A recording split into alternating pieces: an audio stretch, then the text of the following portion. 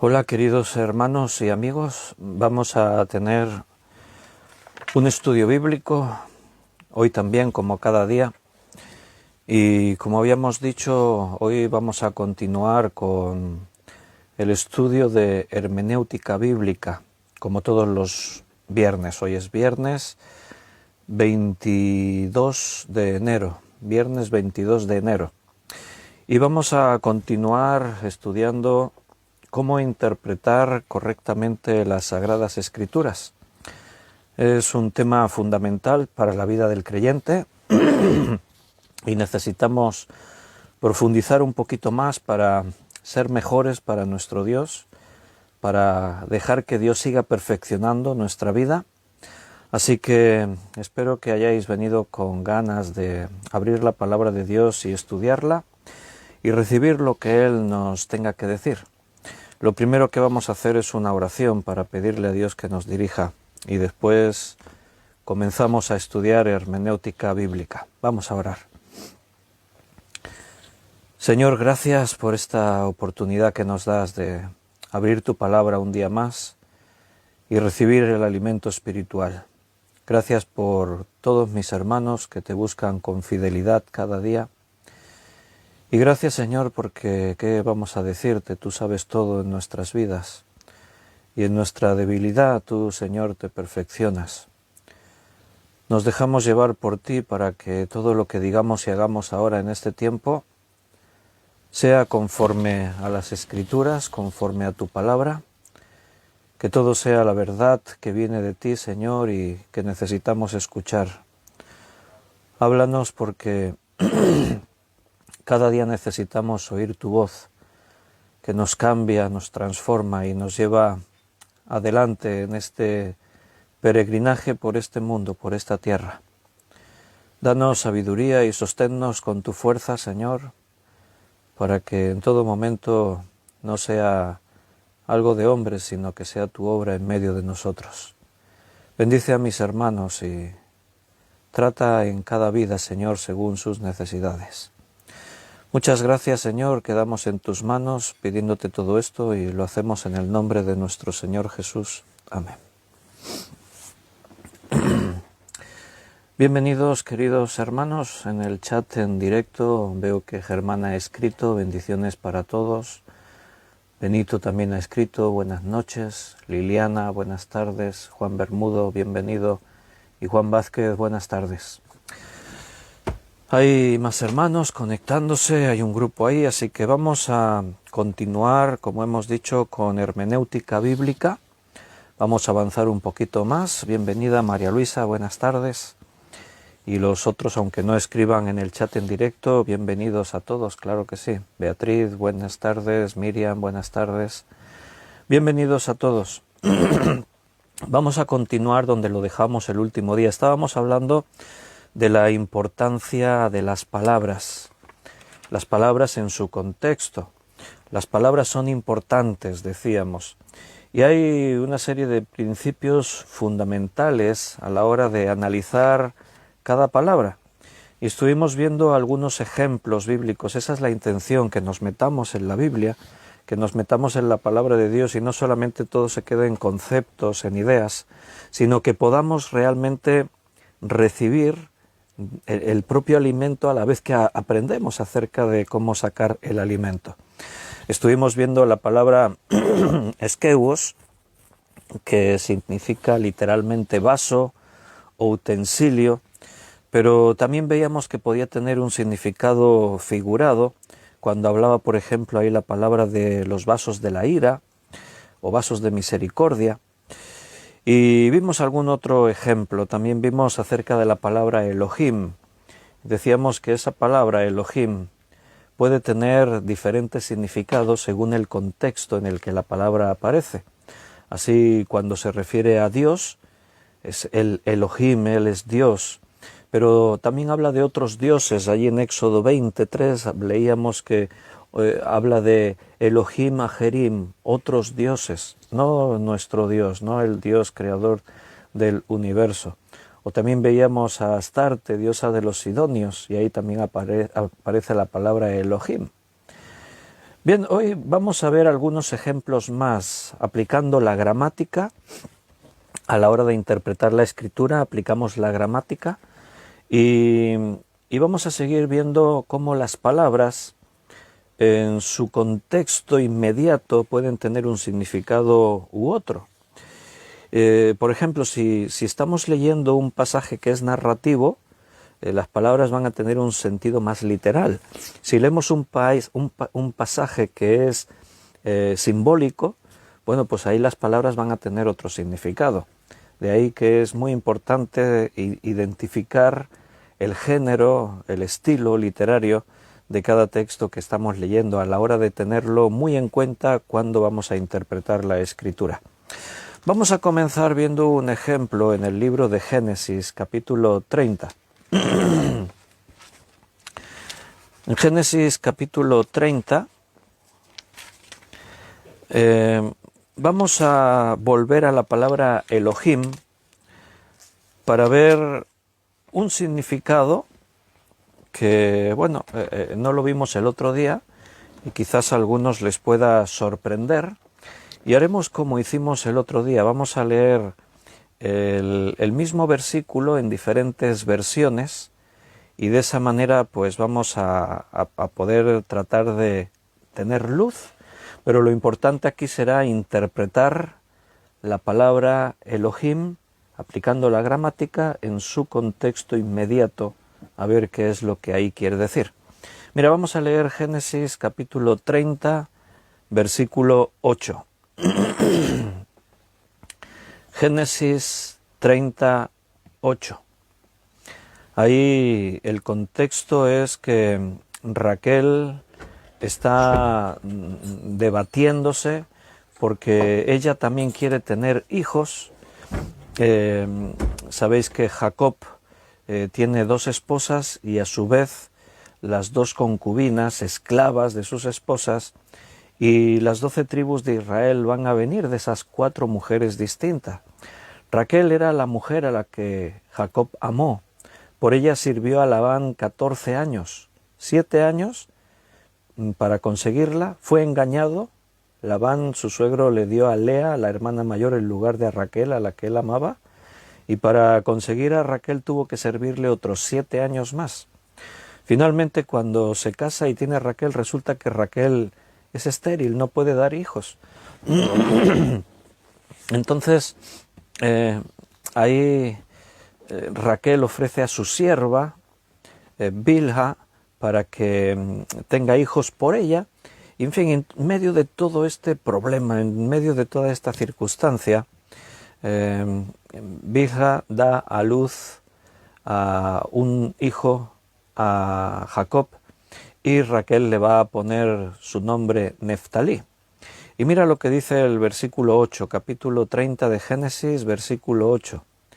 Dice Raquel: con luchas de Dios he contendido con mi hermana y he vencido. Y llamó su nombre Neftalí. Nos vamos a centrar en la expresión con luchas de Dios. Ahí la palabra es Elohim. Con luchas de Dios. ¿Pero qué quiere decir? Porque decir con luchas de Dios podría significar varias cosas. Podría significar que las luchas vienen de Dios. Podría significar que tiene una lucha con Dios.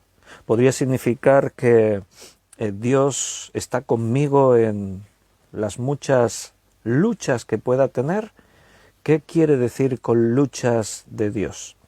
Entonces, lo primero que vamos a hacer, como hicimos el otro día, comparar versiones. Vamos a leer el mismo versículo en diferentes versiones. Lo hemos leído, como siempre, utilizamos por norma general la versión Reina Valera del 1960. Si lo leemos en la Reina Valera del 95, dice así: en contienda de Dios he luchado con mi hermana y he vencido. Le puso por nombre Neftalí. Prácticamente es igual el significado, solamente que en lugar de decir en luchas, dice en contienda. Se entendería que la palabra contienda y lucha es la misma. Si lo leemos en otra versión, por ejemplo en la Biblia de Jerusalén,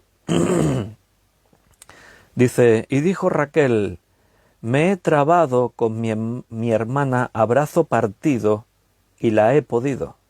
Y le llamó Neftalí. Bien, aquí, ¿cuál es la diferencia? ¿Qué diferencia encontráis? Me he trabado con mi hermana a brazo partido y la he podido. Voy a ir leyendo más textos. Por ejemplo, si lo leo en la Biblia latinoamericana, dice, tuve una lucha tremenda con mi hermana y he vencido. Por eso lo llamó Neftalí. Si lo leo en la Reina Valera del 1906, una versión más antigua de Reina Valera, también viene de la de 1865, dice aquí, de luchas de Dios he luchado con mi hermana, también he vencido, y llamó su nombre Neftalí. Voy a leer otra versión, la Nueva Versión Internacional. Quiero que vayáis fijando las diferentes versiones a ver qué diferencias encontráis. En la Nueva Versión Internacional dice, he tenido una lucha muy grande con mi hermana, pero he vencido. Por eso llamó su nombre Neftalí. Bien, no sé, podríamos seguir viendo algunas más, pero creo que lo vamos a dejar aquí, porque más o menos ya está claro lo que quiero mostraros. ¿Qué diferencia notable encontráis en unas versiones y en otras? Y bueno, me gustaría que participéis y podáis escribir y podáis decir a ver dónde encontráis la diferencia. Mira, por ejemplo, leemos una Reina Valera del 2000, con luchas de Dios he luchado con mi hermana y he vencido, y por ejemplo la Nueva Versión Internacional, he tenido una lucha muy grande con mi hermana pero he vencido. ¿Qué diferencia encontráis en un texto y en otro?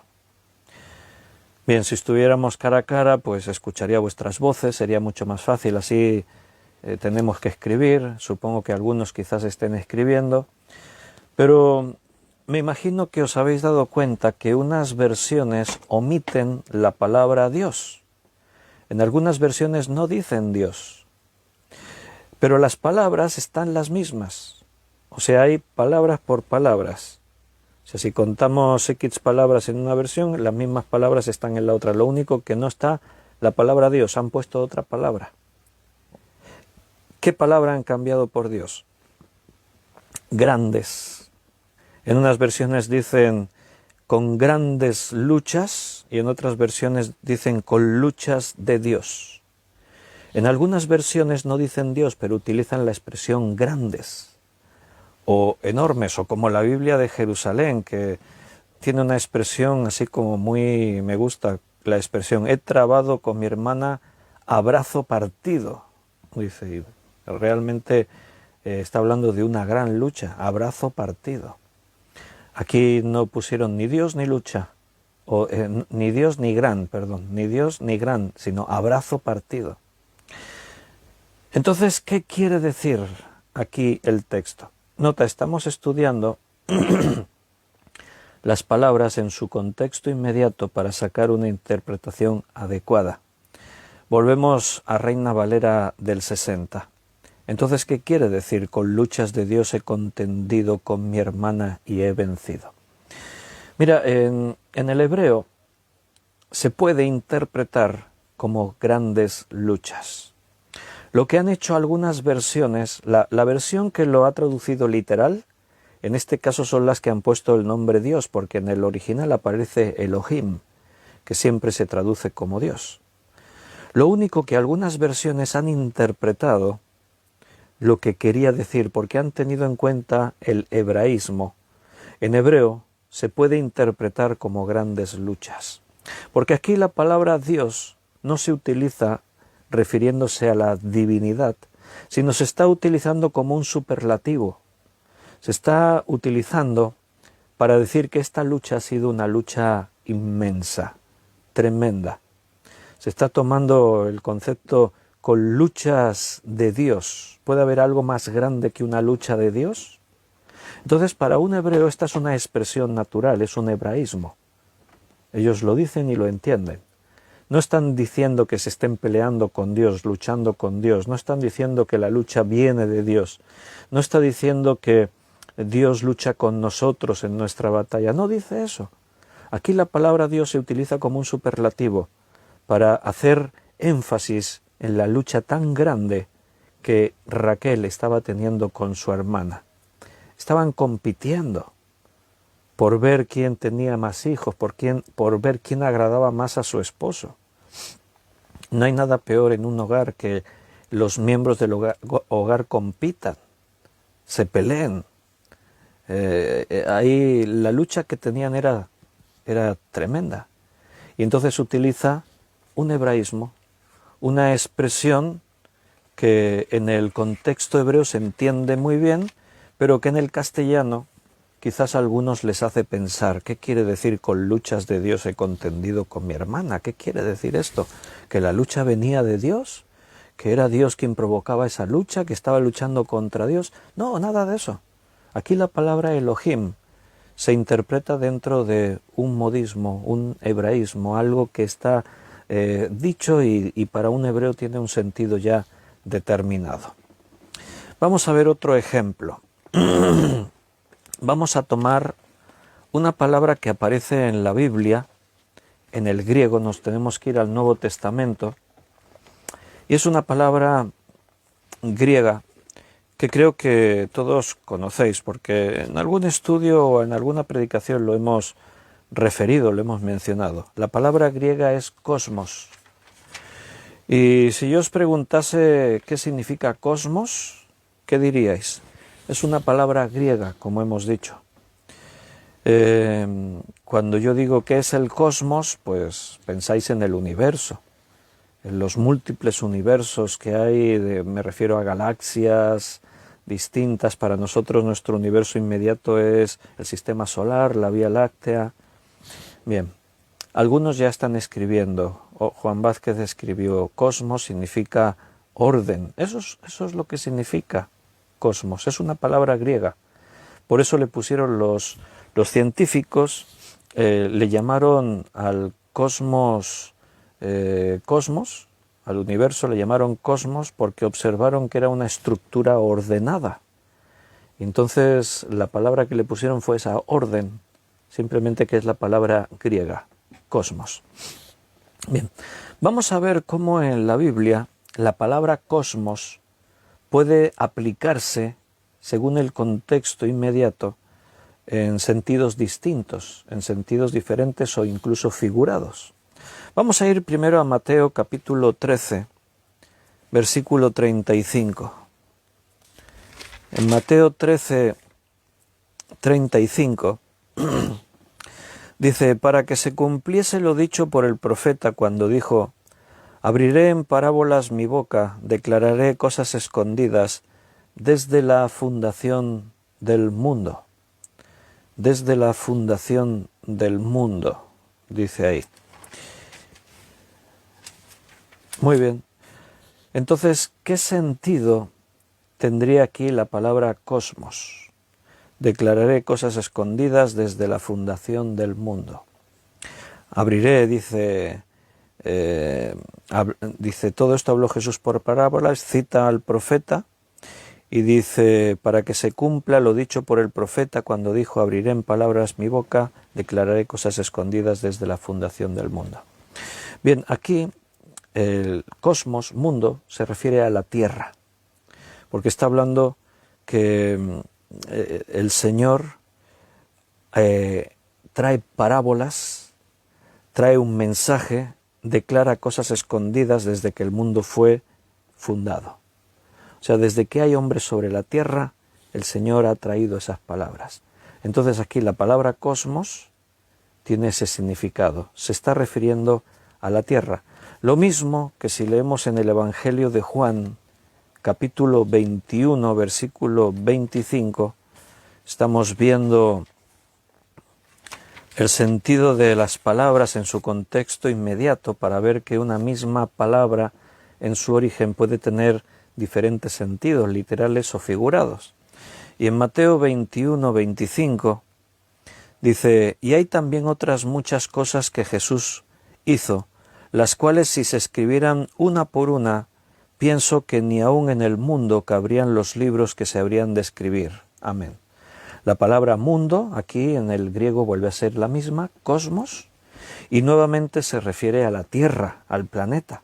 Está hablando de que si hubiesen escrito todas las cosas que Jesús hizo, y aquí Juan usa una hipérbole magnífica, porque dice que ni aun en el mundo, o sea, en la Tierra, cabrían todos esos libros contando todo lo que Jesús hizo. Entonces, aquí vemos en estos dos versículos que cosmos tiene un sentido en cuanto a la Tierra, a nuestro planeta. Pero si leemos en Hebreos capítulo 4, versículo 3, Hebreos 4, 3, aquí vamos a ver que el significado cambia un poco. Y dice así en Hebreos 4, 3, pero los que hemos creído entramos en el reposo de la manera que dijo, por tanto juré en mi ira, no entrarán en mi reposo, aunque las obras suyas estaban acabadas desde la fundación del mundo. Aquí el concepto desde la fundación del mundo toma el matiz del universo entero, desde la fundación del universo. La palabra cosmos aquí es más amplia, se refiere dice, no entrarán en mi reposo aunque las obras suyas estaban acabadas desde la fundación del mundo. Está hablando de la obra de Dios, está hablando de sus planes eternos, está hablando de lo que Él tenía preparado para su pueblo Israel. Y eso desde la fundación del universo. Aquí la palabra cosmos tiene un sentido más amplio. En cambio, en Primera de Juan vamos a ver que allí hay un sentido aún distinto. Primera de Juan capítulo 3, versículo 17. Pero el que tiene bienes de este mundo y ve a su hermano tener necesidad y cierra contra él su corazón, ¿cómo mora el amor de Dios en él? Lo repetimos, Primera de Juan 3, 17. Pero el que tiene bienes en este mundo y ve a su hermano tener necesidad y cierra contra él su corazón, ¿cómo mora el amor de Dios en él? Aquí se utiliza la palabra cosmos, vuelve a traducirse al castellano como mundo, pero lo está haciendo para mostrar un contraste entre las cosas terrenales y las celestiales, entre las cosas de aquí, de esta tierra, del mundo, y las cosas que son de Dios. Un contraste entre el cielo y la tierra. O sea, está hablando de el que tiene bienes de este mundo y ve a su hermano tener necesidad y cierra contra él su corazón. O sea, el que tiene bienes de este mundo. O sea, aquí la palabra mundo, cosmos, está aplicada a un sentido más metafórico. Está hablando de los bienes que hay en este mundo.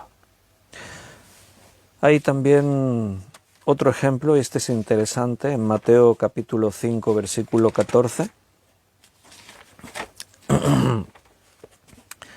Mateo 5, 14. Dice, vosotros sois la luz del mundo. Una ciudad asentada sobre un monte no se puede esconder. Nuevamente aquí la palabra mundo es cosmos. Vosotros sois la luz del cosmos. ¿Qué quiere decir ahí el texto? ¿Cómo se aplica aquí la palabra cosmos? Pues mira, se está utilizando una metonimia de la raza humana. Nosotros somos la luz en medio de los hombres. O sea, no somos una luz así en el cosmos como una estrella. No somos una luz en el mundo así como cuando enciendes una farola. No, está hablando de la luz del cosmos. El cosmos aquí es una metonimia de la raza humana. Vosotros sois la luz en medio de los hombres. Pero utiliza la palabra cosmos. Vosotros sois la luz del mundo. Y el mismo ejemplo, mostrar esa metonimia de la raza humana, aparece en el Evangelio de Juan, capítulo 1, versículo 10. En Juan 1, 10 dice, en el mundo estaba y el mundo por él fue hecho, pero el mundo no le conoció. Aparece 3 veces la palabra cosmos y notarás que tiene significados. Dice que él estaba en el mundo, ahí se refiere aquí a la tierra, y el mundo por él fue hecho, o sea, todo lo que rodea, ese es el cosmos, ahí todo lo que existe. Pero el mundo no le conoció y ahí el mundo vuelve a ser otra vez la metonimia de la raza humana. ¿Quién no le reconoció? Los hombres, las personas, pero utiliza la palabra cosmos, mundo. Entonces, en ese contexto inmediato, la palabra cosmos se refiere a las personas y el mundo no le conoció. O como cuando dice en Juan 3:16, de tal manera amó Dios al mundo. Ahí la palabra mundo vuelve a ser cosmos. A veces hemos mencionado, por ejemplo, precisamente para saber interpretar, ¿cómo entiendes de tal manera amó Dios al mundo? ¿O cómo entiendes cuando dice allí la palabra de Dios, no améis al mundo ni las cosas que están en el mundo? Ah, Dios ama al mundo y yo no puedo amarle. No, porque esa palabra en su contexto inmediato, siendo cosmos en todos los casos, tiene una aplicación distinta. Aquí entendemos que cosmos son las personas, el mundo no le conoció. Juan 3:16, de tal manera amó Dios al mundo, ahí son las personas. Otra vez cosmos se aplica como una metonimia refiriéndose a las personas. También lo podemos ver en otro ejemplo distinto, en Santiago capítulo 3, versículo 6. Santiago 3, 6. Y la lengua es un fuego, un mundo de maldad. La lengua está puesta entre nuestros miembros y contamina todo el cuerpo e inflama la rueda de la creación, y ella misma es inflamada por el infierno. Bien, fíjate lo que dice al principio. Y la lengua es un fuego, un mundo de maldad. Ahí mundo vuelve a ser cosmos. Pero aquí se está utilizando de una forma metafórica, refiriéndose a la lengua, como un mundo de maldad. ¿Notas? Otra vez la palabra cosmos, pero con una aplicación según el contexto. Y así ocurre con muchísimas palabras en la Escritura. Tenemos que aplicar el significado de las palabras siempre en su contexto inmediato. Para eso, decíamos el otro día, tenemos que recurrir a las palabras originales, porque en las traducciones podemos perder el sentido. Por eso aquí estamos mencionando cosmos. Puede ser que veamos en otro lugar que aparece la palabra mundo, pero no es cosmos. Es otras palabras que hablan de un siglo, una era, una etapa. Entonces en el castellano nos podemos despistar porque estamos leyendo una traducción de las Escrituras y eso nos genera el hacer un esfuerzo especial. A ver si tengo ocasión y os comparto aquí en Facebook algunos enlaces para que os podáis descargar algunos diccionarios. Encontré un lugar en el que se puede descargar el diccionario Strong y algunos otros comentarios y diccionarios de la Biblia que creo que os pueden ser útiles, interesantes, y son gratuitos. Entonces, cuando tenga un ratito, quizás a la noche, porque después me voy a dar clase del seminario, compartiré el enlace y ya lo tendríais para que os podáis descargar. Entonces, como decimos, un vocablo puede adquirir nuevos matices en ciertos contextos particulares o en diferentes géneros literarios, si es narrativa, si es poesía. Pero además, la Biblia es peculiar, porque ¿te acuerdas que dijimos que la Biblia es un libro que han escrito los hombres, pero inspirados por Dios? Entonces, por un lado es un libro humano, lo escribieron los hombres, pero a la vez es divino, porque esos hombres fueron inspirados por el Espíritu Santo. Entonces la Biblia toma una dimensión muy particular a la hora de interpretarla, Cuando leemos todos interpretamos. Pero ¿cómo interpretas? Le dijo Jesús al intérprete de la ley. ¿Cómo lees? ¿Cómo lo interpretas? Entonces tenemos que tener unas reglas que aplicamos a la hora de estudiar la Biblia. Por eso le llamamos hermenéutica bíblica. No cualquier hermenéutica, en este caso es bíblica. Digo esto porque a veces hay palabras en la Escritura que han adquirido un significado teológico. Son palabras que tienen una raíz primaria y tienen un sentido literal, pero que en la Escritura han tomado una aplicación ya muy en particular por una cuestión teológica, por un tema doctrinal. Para entenderlo, lo mejor será que veamos algunos ejemplos. Mira, vamos a leer algunos textos, porque hay una palabra, sin duda con un sentido teológico, un sentido espiritual, que es la palabra kofer. ¿Qué significa kofer? Es una palabra hebrea, kofer o kafar, depende la raíz a qué se está refiriendo. Pero mira, vamos a ver un ejemplo. En Éxodo capítulo 29, Éxodo 29 leeremos el versículo 36. En Éxodo 29, 36. Cada día ofrecerás el becerro del sacrificio por el pecado para las expiaciones, y purificarás el altar cuando hagas expiación por él, y lo ungirás para santificarlo. ¿Dónde aparece aquí la palabra kofer? Bueno, en la palabra expiación. Aparece dos veces, las expiaciones y cuando hagas expiación. Así, en el original hebreo, la palabra es kofer. Y en el castellano, en Reina Valera, se ha traducido por expiación. O sea, esta palabra, en su sentido teológico, tiene que ver con el sacrificio. Con el sacrificio por causa de los pecados.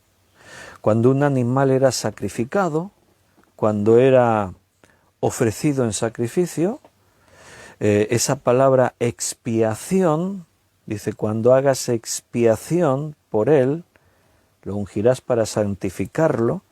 Cuando hagas expiación, ¿de quién? Del becerro. El becerro va a ser sacrificado. Dice en el versículo 36, cada día ofrecerás el becerro del sacrificio, cada día. Muy bien, entonces tú vas a ver en diferentes lugares del Antiguo Testamento que cuando aparece la palabra expiación, en su original la palabra es kofer. Ahora bien, te voy a mostrar un versículo donde aparece la palabra kofer en hebreo, y me vais a tener que decir vosotros qué palabra es la que se ha traducido al castellano. Está en Génesis, así que tenéis que estar ahora muy atentos. En Génesis capítulo 6, vamos a leer el versículo 14. Esto es cuando Dios le está dando las instrucciones a Noé para que construya el arca. Y aquí, en este versículo, en hebreo aparece la palabra kofer. Ahora, estad atentos porque me tenéis que decir la palabra kofer, ¿cuál es al castellano la que se ha traducido? Mira, lo leemos, Génesis 6, 14. Hazte un arca de madera de gofer, harás aposentos en el arca y la calafatearás con brea por dentro y por fuera. En este texto, en el original, aparece la palabra kofer, la palabra que hemos leído en Éxodo 29, 36, que se usa para traducirnos al castellano expiación, que significa sacrificio por causa de los pecados.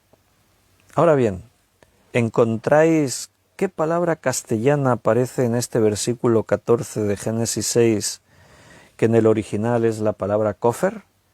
Y no vale mirar el diccionario Strong, ni recurrir, sino a ver qué os parece así a simple vista.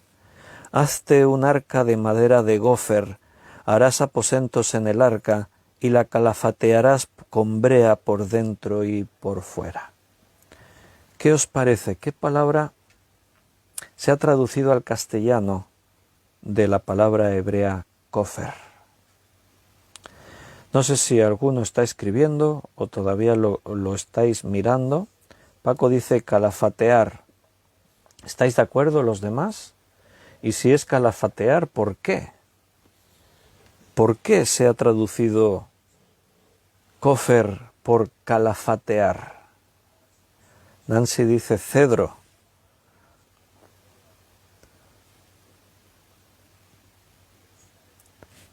Si es cedro, ¿por qué es cedro? Si es calafatear, ¿por qué es calafatear?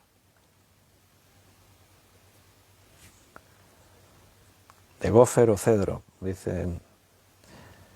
Bueno, no puedo esperar mucho, igual estáis escribiendo, seguramente estáis pensando, os estoy dando trabajo de pensar.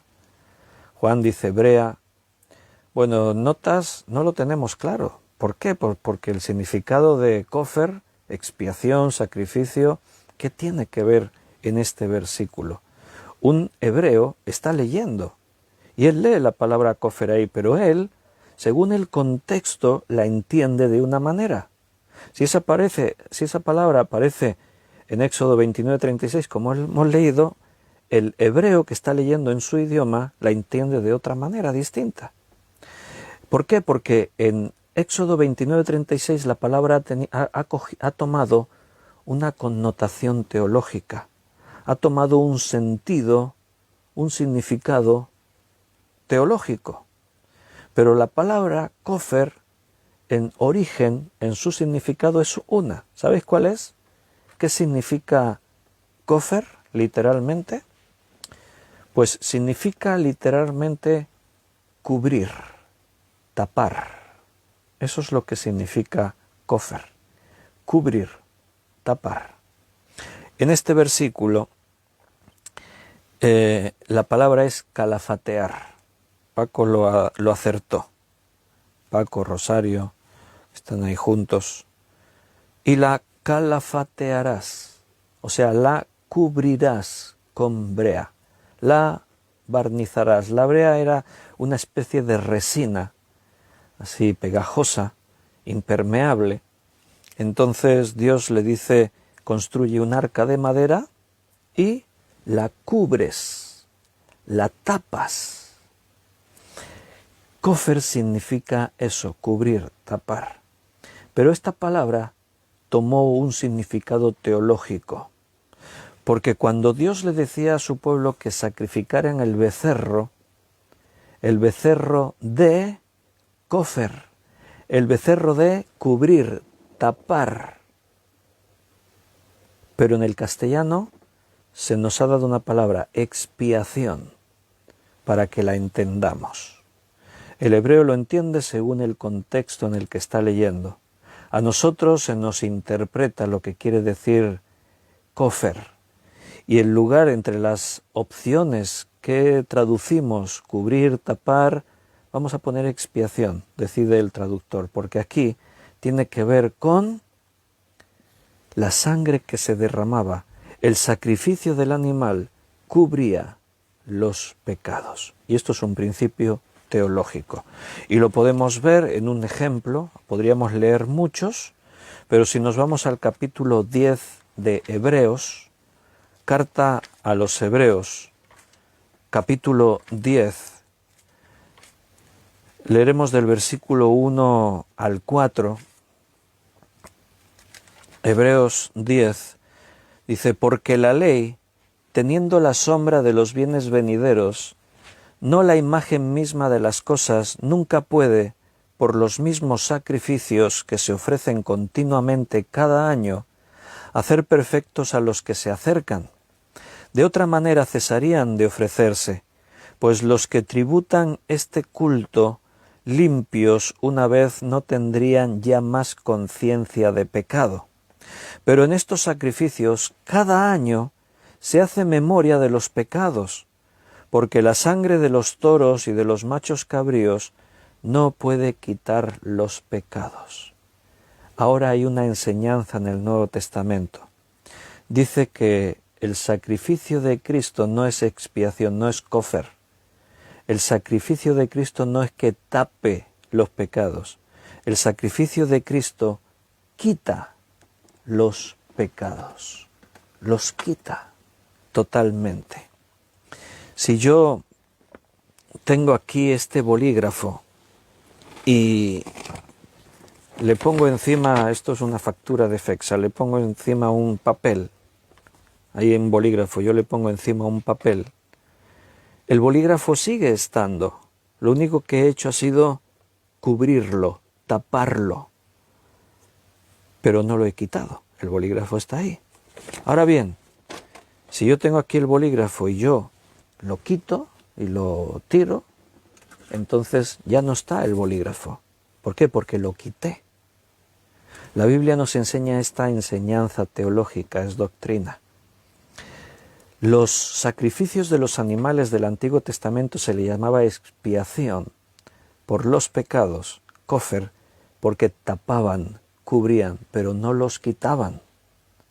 Fue cuando Cristo murió en la cruz que quitó nuestros pecados. En el Antiguo Testamento se hablaba así, kofer, cubrir, tapar. En el Nuevo Testamento se habla que la sangre de Jesucristo nos quita nuestros pecados, los quita, los hace desaparecer. Entonces la palabra kofer en su raíz primaria significa eso, cubrir, tapar. Por eso cuando Dios le dio instrucciones a Noé utilizó esa palabra, tapa, cubre, kofer, calafateala, tradujeron al castellano. Pero en el sentido del sacrificio, en el sentido del ritual de sacrificio, de cada día hacían un sacrificio para tapar los pecados, la misma palabra kofer tomaba otro sentido distinto. Seguía literalmente siendo tapar, pero allí podía ser tapar con brea un barco.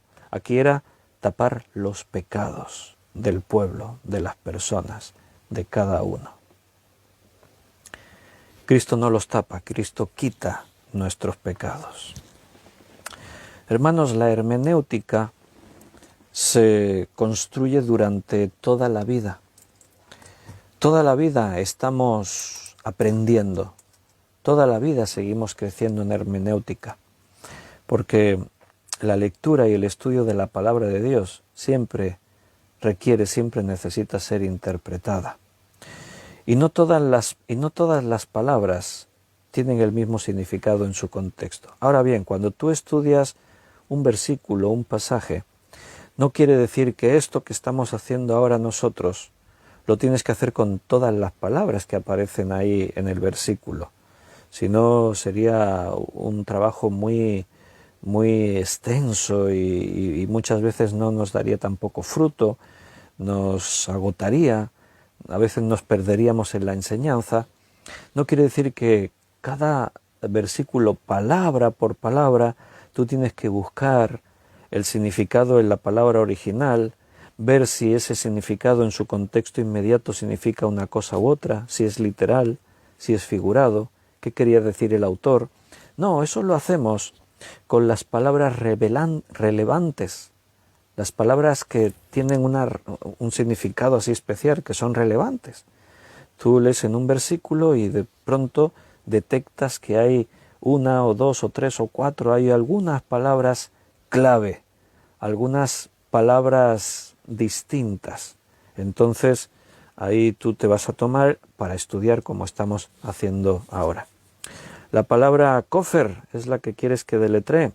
Se escribe con K de kilo, O con acento, F-E-R, kofer. Esa es la palabra. K de kilo, O, F-E-R. Después, según el tiempo, si pone harás expiación, o si pone expiatorio, puede cambiar la raíz de kofer puede ser kafar o algo así, pero siempre la raíz primaria es esta, kofer. Vemos otro ejemplo precisamente de algo que salió el martes pasado. Los martes estamos estudiando historia de la Iglesia, el libro de Hechos de los Apóstoles, y salió una palabra que no sé si a algunos les sorprendió. Estábamos estudiando en Hechos capítulo 1, versículo 8. En Hechos capítulo 1, versículo 8, a ver si los que estabais o escuchasteis el estudio os acordáis. Pero recibiréis poder cuando haya venido sobre vosotros el Espíritu Santo y me seréis testigos en Jerusalén, en toda Judea, en Samaria y hasta lo último de la tierra. Yo mencioné una palabra de este versículo, os dije la palabra griega, que se ha traducido aquí por esto, la palabra griega es esta. ¿Alguien se acuerda de los que estaban o han escuchado después? Si no lo escuchaste en directo, lo has podido escuchar en diferido. ¿Alguien se acuerda qué palabra fue la que utilizamos aquí, la que mencionamos aquí en este versículo? Y si algunos no se acuerdan y eso, afinaremos un poco más. La palabra testigos, y me seréis testigos. Esa palabra testigos en el griego, ¿qué palabra es? La palabra testigos en el griego, ¿qué palabra es? Pero recibiréis poder cuando, sí, hablamos de poder. Miriam me escribió ahí poder. Sí, hablamos de más cosas. Pero me refería a esto. Y me seréis testigos en Jerusalén, en Judea, en Samaria, hasta lo último de la tierra. En griego, ¿cuál es la palabra testigos? Bien, quizás algunos ya lo están escribiendo, si se acuerdan lo que estudiamos el martes. Pero viene a hilo de lo que estamos ahora estudiando y viendo que una palabra puede tener un significado distinto si ha obtenido una aplicación, si ha obtenido un sentido teológico. Algunas palabras tienen un principio natural, pero de pronto toman un matiz teológico. Y cuando las utilizamos en la Biblia, ya tenemos en cuenta ese sentido, esa enseñanza, lo que quieren decir. Bien, no sé si alguien está escribiendo o lo estáis pensando, pero la palabra martus en el griego es la que se ha traducido al castellano testigos. O sea, martus es mártires, mártir. Y me seréis mártires en Jerusalén, en Judea, en Samaria, hasta lo último de la tierra. Porque la palabra martus, mártir, el sentido literal es testigo. Eso es lo que significa. Cuando en griego tú lees mártir, estás leyendo testigo, alguien que da testimonio. Ahora bien, esa palabra tomó un uso teológico. Y nosotros cuando leemos mártir, pensamos en los que mueren por la fe, en los que derramaron su sangre por causa del Evangelio. Pero literalmente, en su raíz primaria, en su sentido natural, la palabra martus, mártir, significa testigo, el que da testimonio. Bien, esta palabra tuvo una evolución dentro de la Escritura y adquirió este sentido teológico. Al principio, cuando se hablaba de un testigo, no se pensaba en alguien que estaba muriendo por causa del Evangelio. Se aplicaba el sentido literal de la palabra. Testigo, uno que da testimonio de algo, uno que habla sobre un tema, sobre un asunto. Eso es lo que significa mártir. Pero con el paso del tiempo, esa palabra fue modificándose y tomó este sentido teológico, por lo que le ocurría a los testigos de Cristo, a los que testificaban del Evangelio. Así podemos ver algunos ejemplos en la Biblia, y podríamos ver muchos, pero he tomado de referencia el libro de Apocalipsis, Porque es interesante ver cómo en el libro de Apocalipsis se ve esta evolución natural, de cómo esta palabra fue cambiando su sentido, de cómo se aplica o cómo la entendemos. Así que si nos vamos a Apocalipsis y comenzamos del principio, capítulo 1, iremos saltando algunos versículos, no los leeremos todos, porque aparece en muchos lugares la palabra mártir, porque recuerda, siempre que se traduce al castellano testigo, normalmente la palabra griega es mártir. Entonces, en la Biblia aparece muchas veces. En Apocalipsis capítulo 1, versículo 1 y 2 dice: la revelación de Jesucristo que Dios le dio para manifestar a sus siervos las cosas que deben suceder pronto, y la declaró enviándola por medio de su ángel a su siervo Juan, que ha dado testimonio de la palabra de Dios y del testimonio de Jesucristo y de las cosas que ha visto. Bien, ahí está esa palabra testimonio, martureo, viene de mártir. Ha dado testimonio, martureo. Y aquí se aplica su significado natural. ¿Qué es lo que ha hecho Juan? Contar lo que le ha sido revelado, lo que él ha visto. La palabra mártir aplicada en su sentido natural, literal. Juan ha dado martureo, ha ejercido de mártir, de testigo, contando lo que el Señor le ha revelado, lo que Dios le ha visto. Si vemos un poquito más adelante en el versículo 5, dice: y de Jesucristo es el testigo fiel, el primogénito de los muertos, el soberano de los reyes de la tierra, el que nos amó y nos lavó de nuestros pecados con su sangre. Ahí la palabra mártir se aplica a Jesucristo. Se dice el testigo, el mártir fiel, testigo fiel.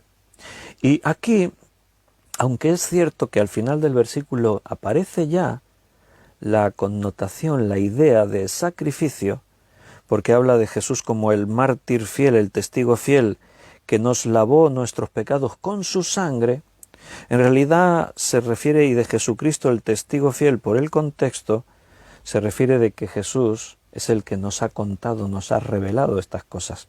O sea, aquí testigo se sigue aplicando en un sentido natural, diciendo pues lo que él tenía que decir, lo que decidió contarnos, aunque aparece esa conexión con su muerte, y esto ya nos va mostrando un poco el camino.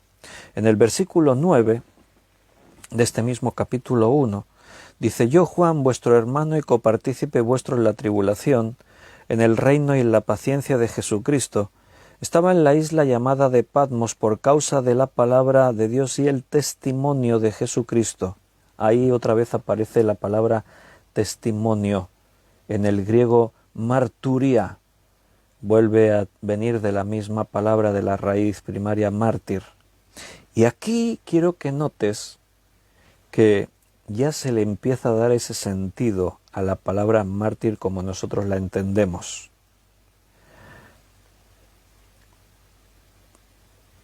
Testimonio es martureo, todo viene relacionado. Martureo, marturía, a veces la pronunciación puede cambiar un poco, pero si lo escribes de una forma u otra, como no sabemos escribir las letras griegas, a veces en un texto puedes leerlo de una manera u otra. Martureo, la E esa se pronuncia entre E y A, marturía, martureo, una cosa así. Repito, aquí testimonio toma ya el sentido de sufrir por causa del Evangelio, porque dice que yo, Juan, estoy en la isla llamada Patmos. ¿Por qué está en la isla llamada Patmos? Porque está prisionero, ha sido deportado a esa isla, no está de turismo, no está de vacaciones, está como prisionero, está sufriendo, padeciendo lo que en esa isla se aplicara a los presos, y él está en Patmos. Y dice que está ahí por causa de la palabra de Dios y el testimonio, y el martureo. O sea, él está ahí por causa del testimonio. Y ahora testimonio ya toma el sentido de sufrir por causa del Evangelio. Pero aún va tomando más fuerza Cuando avanzamos un poquito en el libro de Apocalipsis, nos vamos al capítulo 3, versículo 14, y escribe el ángel de la iglesia en la Odisea, aquí el amén, el testigo fiel y verdadero, el principio de la creación de Dios, dice esto. Bueno, aquí vuelve a referirse al Martus fiel como a Cristo, se refiere a Cristo como antes vimos. Un poquito más adelante, capítulo 11, Apocalipsis 11:3.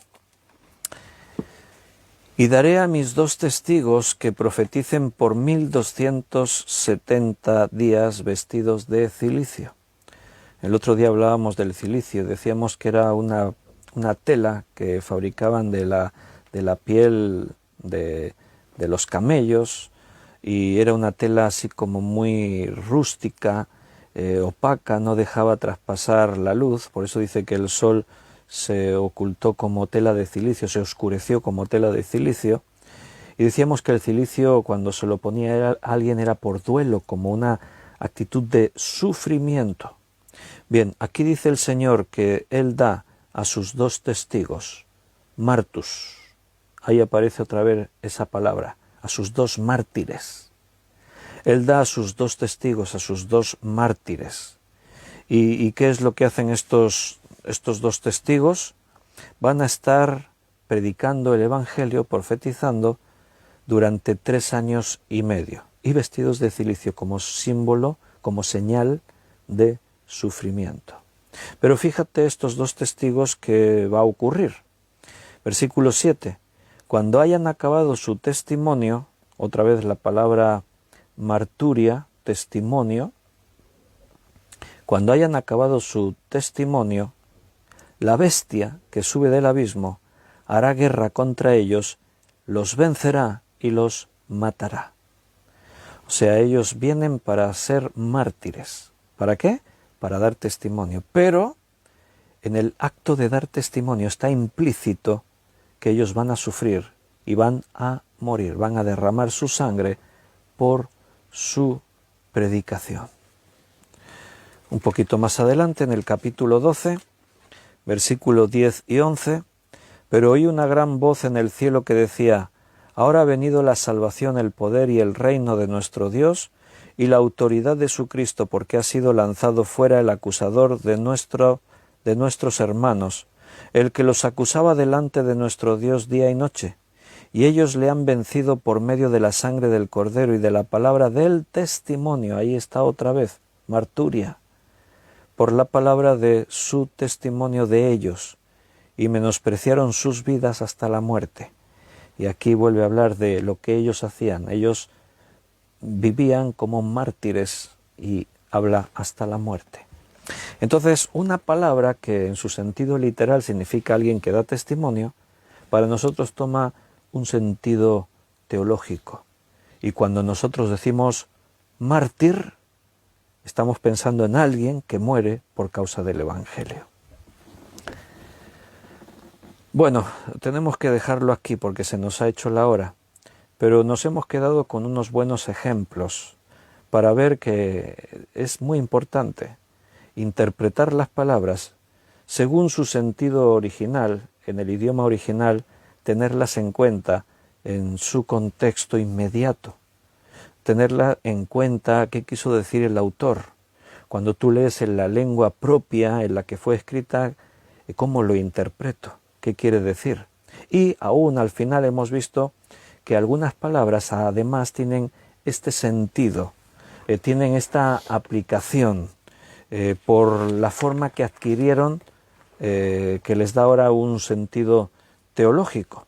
Y eso pues nos lleva a entender algunos pasajes de una forma pues muy diferente. Las palabras que adquirieron un significado teológico ahora nos dicen algo que en su significado literal no nos diría. Muy bien, queridos hermanos, nos hemos quedado ahí con algunas enseñanzas de la Escritura, con algunas cositas más, y descansamos en Dios. Dejamos que Dios siga tratando con nosotros y nos siga transformando por medio de este alimento espiritual. Pero por hoy lo tenemos que dejar aquí. Mañana sábado seguiremos estudiando la palabra de Dios. Mañana a las 9 de la noche, como todos los sábados, estaremos nuevamente estudiando su palabra, dejándonos llevar por él. Sois importantes para mí, oro por vosotros y pido que el Señor os bendiga, os guarde en estos tiempos difíciles, en tiempos de lucha espiritual, que el Señor siga tratando con nuestras vidas. Un fuerte abrazo y si Dios quiere, mañana sábado nos volvemos a ver. Hasta mañana.